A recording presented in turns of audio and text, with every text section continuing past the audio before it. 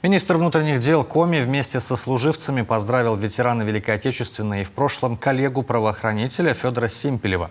В подарок для Федора Григорьевича выступил военный оркестр Центра подготовки личного состава Северо-Западного округа войск Нацгвардии. Федор Симпелев – человек с удивительной судьбой. Родом из села Большой Луг Каркировского района. В 20 лет, в 1939-м, он был призван в ряды Красной Армии.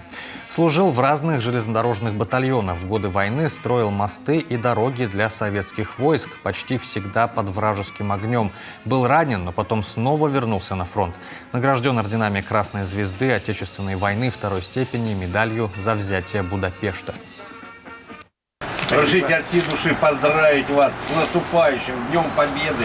Пожелать вам много здоровья, чтобы мы еще следующий День Победы с вами встретили. А на следующем Дне Победы мы еще вам скажем теплые слова.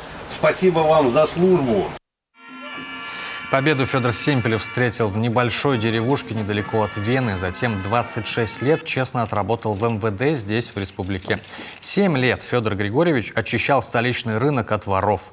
На заслуженный отдых вышел в 1974-м. В этом июне почетному ветерану войны исполнится 102 года.